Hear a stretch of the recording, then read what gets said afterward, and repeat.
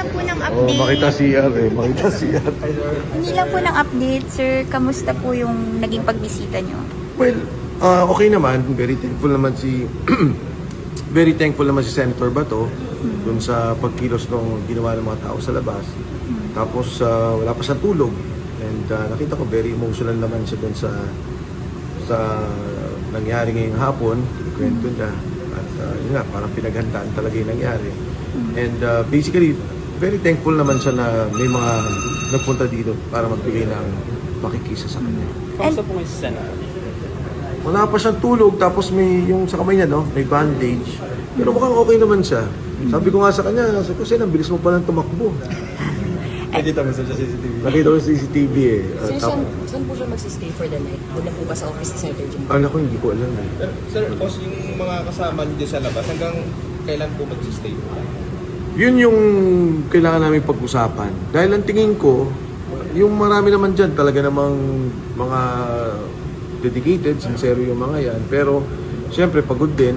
Pero tingin ko, pagka bukas, makalawa, dadami rin naman yung lalabas eh. At magpapakita ng pakikisa. Kasi, hindi naman to simpleng suporta kay Senator Bato, kundi yung demokrasya natin, yung proseso ng batas, kung paano para bang, yun nga, kung kayang gawin sa isang senador, eh, kayang gawin sa kahit sinong Pilipino. So At expected, sir, madadagdagan yung bilang ng tao ngayon dyan sa joke ng avenue? palagay ko, dadagdagan. Hindi ako makapagsabi, no, pero sa tingin ko, dadami pa rin yung tao. At panghuli pala, yung institusyon ng Senado. Siyempre, ano yan eh, hiwalay naman yan sa eksekutibo at may sariling independensya yan. At dapat respetuhin din naman yung Senado. Sir, may nasabi po ba si Sen kung dito muna siya sa Senado mamamalagi?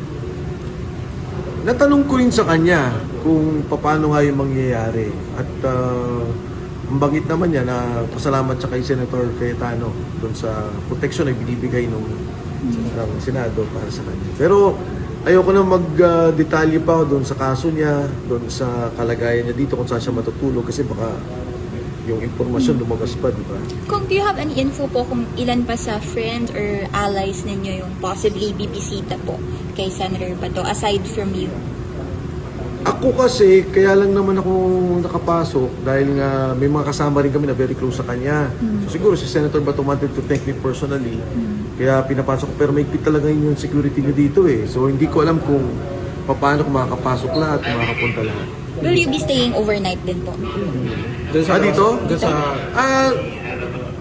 I would mag-stay ako as much as possible, pero magko-coordinate kami kasi siyempre magpapalit-palit o reliebo kung paano, hindi pa namin alam. Pagbaba ngayon, kakausapin ko sila. Sir, other matters, ngayong nagpalit ng liderato, maaaring magkapalit ng chairmanship, may pag-asa na kaya na maiharap yung 18 sa Senate Blue Ribbon hearing? Sana. Yun ang napaka-importante sa lahat sa nangyari ngayon sa Senado kasi sana makita ulit si Sergeant Gutesa kung sa poder ng Senado makuha nila at makukuha si Sergeant Gutesa at maiharap yung 18 sundalo. Tapos syempre, yung binabanggit naman dati pa na sila E.S. Bersamin, Secretary Pangandaman, Adrian Bersamin at saka si Traigib Olaybar, talagang iharap dito. May dalawa pa dyan, si Mark Tiksay at saka si Paul Estrada na madinig natin para talaga malaman yung kabuang storya kung ano talaga itong nangyaring korupsyon sa ating bansa. Have you been coordinating po with former Senate President Pro Tem Ping Lacson about this? Ang coordination ko lang naman as far as yung kay Sergeant Gutesa, di ba, nung nagpunta dito. Pero yung, unless ipatawag kasi kami ng Senado, let's say yung Blue Ribbon Committee, patawag ang 18 Marines, tutulong lang ako. Kasi desisyon pa rin naman ng 18 Marines yun eh, yung pagharap nila sa Senado. Thank you po.